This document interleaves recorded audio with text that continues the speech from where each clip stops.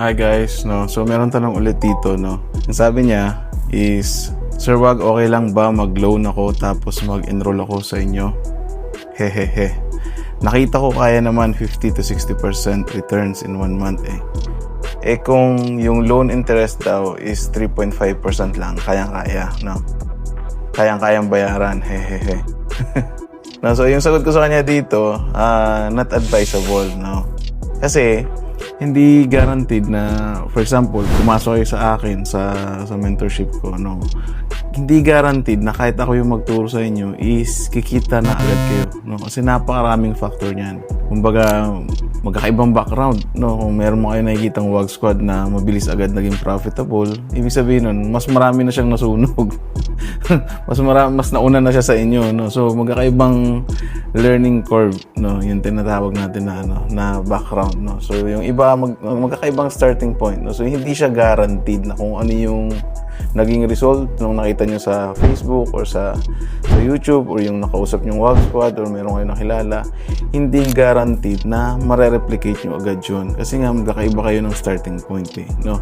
Tsaka naniniwala ako na wala pa akong na-meet na naging profitable na hindi naka-experience ng sunog.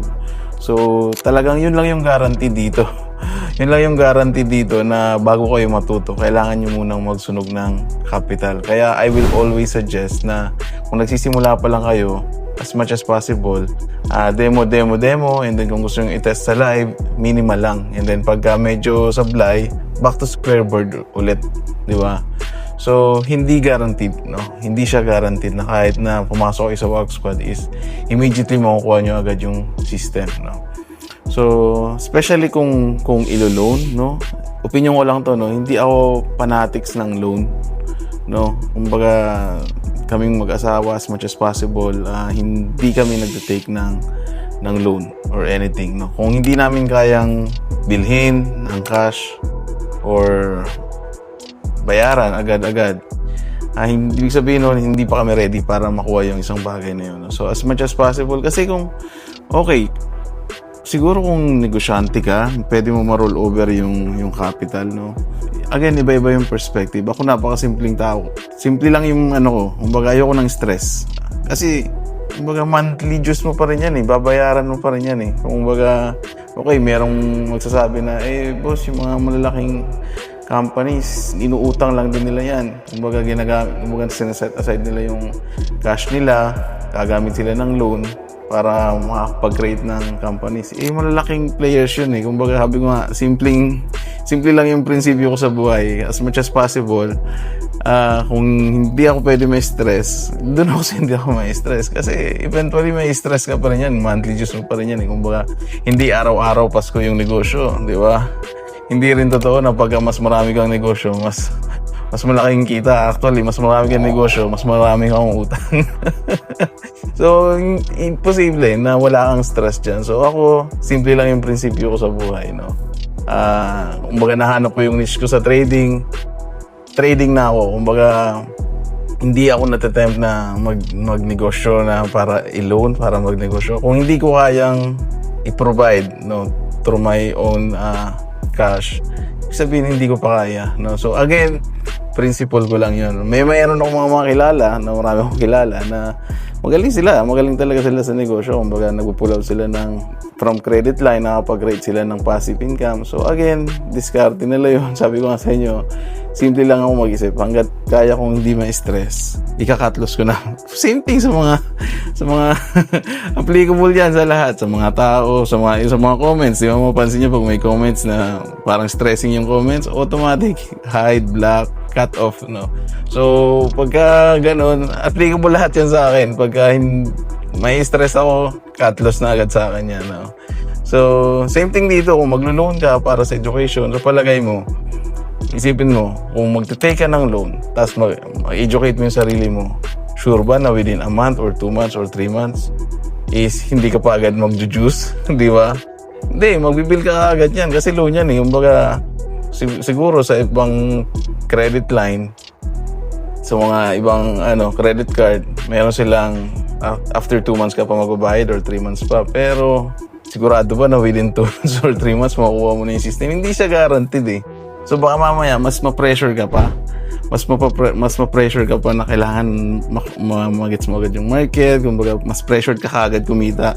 Mas mahirap pagka ganun. So hindi ko sinasuggest. Kaya nga rin mapapansin nyo yung to be honest mapapansin nyo yung price course ko mataas talaga siya. Hindi siya design para sa mga lower class. Hindi talaga. Matagal ko na yung sinasabi, hindi siya design, kasi para sa akin, kung halimbawa, ikaw yung tao na lower class, ikakain mo na lang, i-enroll mo pa, hindi ako magiging masaya nun.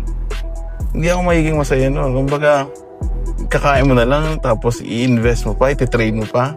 Di ba, ang hirap nun. Kumbaga, paano kung ipit ka, na SL ka, wala munang ulam mo yun. So, yung course ko, hindi siya nakadesign sa lower class. Sorry to say that. No? Pero ganun talaga. Hindi ko ini-encourage yung mga isusubo na lang tapos i-enroll pa nila or i-trade pa nila.